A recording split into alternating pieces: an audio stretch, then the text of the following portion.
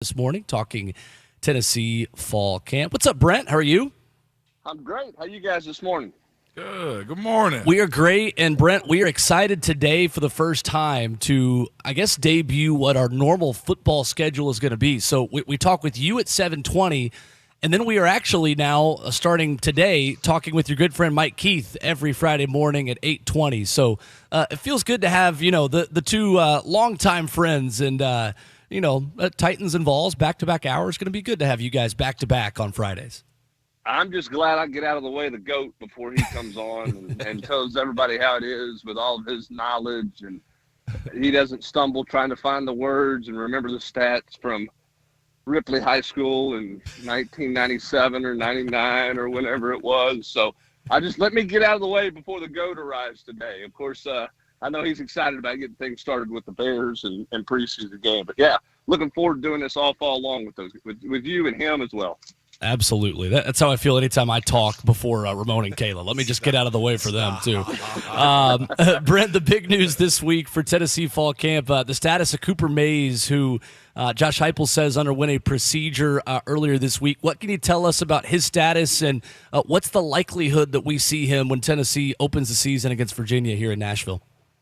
Well, I think that's up in the air. Josh Heupel said a couple of weeks. I don't know if we don't really know if that means 2 weeks or if that's the old, couple of weeks means, a couple of weeks, but it could be 3 or 4 weeks. So I know Cooper says and has told some people he's planning on being ready to go for the opener. But we'll see. He's not going to go anytime soon during fall camp. And so this is a time for Tennessee to find they were looking for their backup center anyway. Now they're looking for potentially a starting center for the opener. Now, Cooper won't be out an extended period of time. If he misses the opener, I think that would be the only game he would miss. But his plan is to play in the opener there in Nashville. But that'll be the doctor's call, not Cooper's call. If you don't mind standing in your line a little bit, how are the tackles looking right now? Has because that's going to be one of the biggest conversation is, Joe Milton being comfortable in the pocket, and those tackles play a huge part in that because they're new. At least one of them will be for sure this year. What does that look like from your eyesight? Well, I think John Campbell, the transfer from Miami, is really starting to settle in, Ramon. That's a guy that started every game at Miami. He's played in big games. He's played against quality opponents. His challenge this spring, one was to get healthy because he was a little banged up, and B, to get the understanding of the pace of this offense. And I think you're seeing John Campbell settle in, start to grasp all that they're doing. The offensive line wasn't great yesterday in the first scrimmage. They were better yesterday probably than they've been in some individual drills. Now, I'm not an offensive line expert. I think part of that has to do with Josh Heupel's system. When you put the ball down and start playing, there's probably some things they do system-wise with pacing and everything else, putting so much stress on the defense that it probably helps an offensive line a little bit. Were they perfect? Absolutely not. They certainly had issues yesterday, as you would expect. But I think that John Campbell is moving in the right direction at left tackle. I think he's made strides this week.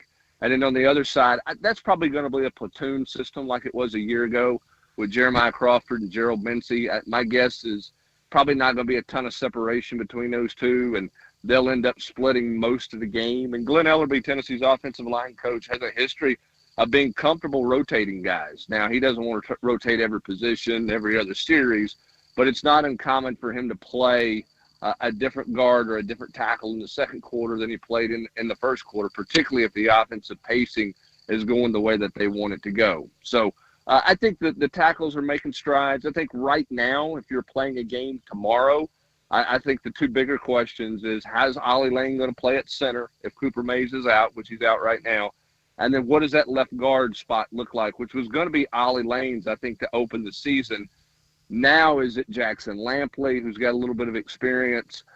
Is it Addison Nichols? I'm told Addison Nichols had a better day yesterday at guard in the scrimmage than he's had to that point in fall camp working at center. So maybe he's just more comfortable at guard. So we'll see. Glenn Ellerbe saying earlier this week, Ramon, they would really start to dial in on it after the first scrimmage, and that starts to take place today. Brent Hubbs with us this morning of VolQuest. And if you guys aren't subscribed to it, man, he does his War Room every Friday or the end of the weekend. It's a lot of nuggets in there, Brent. We get a lot out of this, just so you know, man. And one of those things is the lack of wide receivers that Joe Milton had to work with this past week. I guess the good thing is there's a good bunch of talented wide receivers in that room that he's throwing to. How did that go for him as far as you know in his last scrimmage? Well, I think it's a little bit tough. You know, when you go out there and you don't have Ramel Keaton, you don't have Brew McCoy, you don't have Dante Thornton, you don't have Squirrel White, that's your top 4 wide receivers. They didn't scrimmage. Now, what that means is opportunities galore for young guys. And I think Chaz Nimrod, who is the redshirt freshman from Arkansas, Ramon, I think he's starting to figure it out. I think, you know, you've seen him the last 3 or 4 days on the practice field. Routes look smoother. He doesn't look like he's counting steps with his head down when he's running a route. He looks like he's trying to set a DB up. He knows where he's going. You can see him kind of right in front of your eyes gain confidence even in individual drills. So it's starting to happen for Chaz. Now, does that mean he's going to be an All-American or an All-Pro this year or All-Conference player? No. I mean, there's the guys in front of him. But I think the light's clearly starting to come on for him. And I think Caleb Webb is another guy who the light's starting to come on with. But for Nico and for Joe yesterday, it was different. You know, you spend all your practice time working, you know, with these number 1 receivers, and then they're not out there. That changes a good bit of what you're doing because they're running their routes a little different than, you know, the 2s and the 3s run around a little different than the starting guys you work with every day. But it's okay. I think Tennessee erring on the side of caution right now with those guys, which I totally get. I mean, I think that's the world we live in when you lack depth. You know, I would have never scrimmaged Cooper Mays had he been healthy. There's some other guys on this team after yesterday. I don't know how much more true put the ball down scrimmage work you're going to get. I think the second scrimmage is going to be largely about building depth. Aaron Beasley, Keenan Peely at linebacker probably don't need a lot more work. Let's turn it loose and see what Jeremiah T-Lander can do and Arian Carter can do, because they need all the reps they can get right now learning this defense. So that's kind of where you are in college football. It's a little bit like the NFL preseason, right? The veterans get just enough to say, okay, you know, we're good, and then, you know, you shut some of those guys down. And I think in the day and age of college football, we're moving more and more in that direction with older guys. Brent, we are given another submission from the audience of our friend Grant R. in Blount County, should you choose to accept here, who says, ask Brent Tell to him compare... to get out of the school line. He says, ask Brent to compare Dante Thornton to Gilly Walker. Speed is what you got right there. Those of you who don't understand the Andy Griffith reference, I'm very sorry for you. But that's all Gilly Walker ever thought about was speed when they took a car apart in the courthouse on that fantastic episode. But Dante Thornton can run. Now, he's got to figure the rest of it out still. I mean, I think there's some moments where, you know, he makes some mistakes, but that'll come. That'll continue to come. The good news is he's practicing every day. I know they didn't scrimmage him, but they're going to be cautious with him. He's had a history of some hamstring issues, so they're not going to take a lot of chances with him, give him some time. For him, it's more mental right now to make sure he knows exactly what to do all the time. But, I mean, I don't know about Joey Halsley's, you know, Joey Halsley made him sound like a combination of Jerry Rice, Odell Beckham Jr., and Tyreek Hill in his opening press conference. That's probably a little much, but the guy's super smooth, and he can really, really run with terrific size. He can cause you problems in the slot, but you can also put him out wide and tell him to put his head down and take off sprinting down the field, and he can get behind somebody too. So that's a weapon Tennessee's going to have a lot of fun with, I think, this fall. Brent, some names in the secondary that are interesting right now. Brandon Turnage, you guys read about him in the war room, of a guy who's had a good start to camp. Kamal Haddon and Danico Slaughter, who were slotted in as starters at that position. But with Tamirian McDonald injured, how interesting is that battle becoming at the star position, as Tennessee really seems to have a lot of depth at the defensive back spot? Question is, who kind of emerges out of that group? What are you seeing and hearing about that position right now? Well, you know, I think it's Tamarian McDonald's when he gets healthy and gets back. But they're trying to see what Warren Burrell can do at that position. And then Jordan Thomas is a guy who played safety last year. They've worked him at star. He's got to get settled there a little bit. I think he was starting to get settled at safety, and then they moved him around. And it's been his head's been swimming a little bit. But he's got a lot of talent there. I still think at the end of the day it's going to be McDonald when it's all said and done. But the question is, if somebody can run with that star spot, does McDonald get a look at safety to create a little more depth at safety? I don't know. My guess is no. McDonald will stay at the star because he played there all last year, and that's such a vital piece to what you're doing defensively now. And Willie Martinez has had terrific success with that position throughout his career, but particularly at Tennessee. I mean, he turned Justin Coleman into an NFL veteran. Theo Jackson's in the NFL because of his 1 year play in that position under Willie Martinez. Tamari McDonald was a surprise starter a year ago who started every game and was effective. So I think they'll be okay there. The question is, do they look at taking somebody from that group over the course of the next week or two, and try to really work them in at safety to create some depth there? A guy I didn't mention in the war room and should have, Andre Turrentine, is a guy who is getting more run at safety as well as they try to create some depth. Wesley Walker did not scrimmage yesterday as a precautionary thing. He's a little bit banged up. He'll be fine. He'll be a starter at safety. But because he was out, you're seeing a lot more work for Andre Turrentine, and you're seeing a lot more work for Christian Charles as they try to build some safety depth. At corner, they got a lot of bodies, and I tell you, those two starting bodies, if they can stay healthy, and Slaughter and Kamal Haddon, are different than Tennessee's had at corner on both sides. They've always kind of had one long guy. Alante Taylor was a long guy. Both of these guys, Slaughter and Haddon, are really long, got really good size, which if they can stay healthy, they could be significantly better at corner with the experience that those two guys have and the physical presence they bring to that position.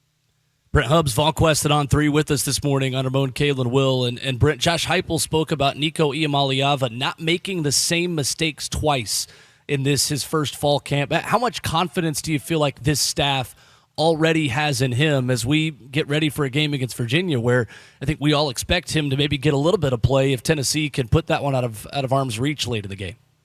Well, I mean, let's make it clear. This is Joe Milton's offense. It's Joe Milton's team. He's the starting quarterback, and I know you're not suggesting anything other than that. But to your point with Nico, I think Nico's interesting because it kind of feels a little bit like the more traffic you put on the field, the better Nico plays. And I've seen quarterbacks like that. Ramon, you've seen quarterbacks like that, routes on air, okay, pretty good. One-on-one, okay, not bad, getting a little better. 7-on-7, seems to be a lot more comfortable. Get 11 of them out there and get a lot of chaos going on, seem to be better in those moments. Nico scrimmaged well yesterday. Now, he's been practicing well, but he seems more comfortable, the more people you put on the field, which I think is a great attribute for a quarterback. He doesn't make the same mistake twice because he is committed to learning. Guy puts in unbelievable hours in the film room. He realizes even though he's got all the hype and he's got all the stars and all that, he's got to go to work every day to learn what to do, and he's doing that. So I think he's starting to make strides. I think he took a step yesterday. I think he'll continue to take steps, and I think there is a lot of excitement about the future with Nico. Yeah, they'll try to get him on the field and play him, when they can, and try to have him ready in case he were needed for whatever reason. But I think there's a lot of belief in the direction Nico's going right now, in part because of his work ethic. The guy's a learner. He likes to learn. He loves to study. He's a fast learn guy. I think it's going well for Nico right now. And Brent, that leads me into my next question. It's crazy. We were on the same page on that one, but ESPN and Bill Connolly released a 25 most important players in the 2023's college football playoffs. And there's one particular line, and Joe Milton's number one on this, is the most important player. But the last sentence of that said, forget spoiler talk and put them in the national title if Joe Milton can basically understand the not taking too many sacks, getting out of the pocket, and letting it all fly. And it says, no pressure, Joe. Do you kind of agree with that Joe Milton can kind of set the 2023 college football playoffs on his head if he does play within the realms of his playmaking ability? Ramon, I think that there's way too much pressure being placed on Joe and way too much hype being placed on Joe right now. Now, do I totally disagree? I mean, if Joe Milton plays like Hendon Hooker did a year ago, is Tennessee going to be in that conversation? Yeah, they possibly could be. But you know what? To do that, they're going to have to be 2 or 3 possessions better a game on defense against big-time opponents. The offensive line is going to have to hold up to give Joe a chance. They're going to have to be able to run the ball effectively as well. you better stay healthy at wide receiver, and Dante Thornton better be the freak that people act like he is. So, this is an 11-man game on both sides of the ball. And it starts with the quarterback. There's no question. Joe's got to play well for Tennessee to live up to the hype. So, yeah, there is pressure there. I just think that my concern, if I were Josh Heupel, would be a little bit of all this notion that he's a Heisman contender. He's Anthony Richardson of this draft. He's going to jump up and be a top 10 pick. He's the key to Tennessee being in the playoff run. I mean, that's a lot on a guy who lost his job, and a guy who's still got some things he's got to prove. Now, I think he's playing well. I love his leadership. I think he's got a better command. But Joe has also admitted, one of his issues a couple of years ago is he had a hard time putting a bad play behind him. Look, football's a game of failure, right? You better be able to put a bad play behind you. So where is he with that mentality? I still think there's a lot of prove it with Joe. Talent, no question. Is he better than he's ever been at Tennessee? No question. Is he, all of this and all of that they're talking about right now? Man, that's tough on a guy who's yet to prove it. And, Brent, that was honestly the dose of reality I was looking for right there. It's just, as Coach Dave McGinnis would say, just keep your powder dry, right? That's all we're looking to do in this season. Just keep our powder dry, man. Don't overdo this. Right. And I think that's the biggest thing. And I think that's the thing Joe has to understand. Look, you've got help around you. You know how this system works. You saw it. It's not all on your shoulders, even though everybody out there is trying to portray it that way. Just go play. Now, the thing Joe's got to do is he does have to cut it loose, right? You can't hold the ball and take sacks. You got to understand, and Josh Heupel talked about this yesterday. One of the next areas, one area Joe has to continue to prove on, and it's a lack of experience, is game management in situations. If you're backed up, you don't take a sack. 4-minute drill, how you managing the clock? 2-minute drill, how you managing things? He knows where to go with the ball. He's seeing the field really well. Physically, he's delivering the ball better than he's ever delivered it. All those things are going in the right direction. He's still not a guy in this offense who's played a ton of football. And so, you still got some things you have to learn. And Joe's just got to be Joe and not try to be any more. I think in Bowling Green 2 years ago, the Pitt game early on 2 years ago, he tried to be more. He tried to be the superhero. You don't have to do that. Just go play. Now, here's the unknown factor, too. What's his legs look like? How do they use him that way?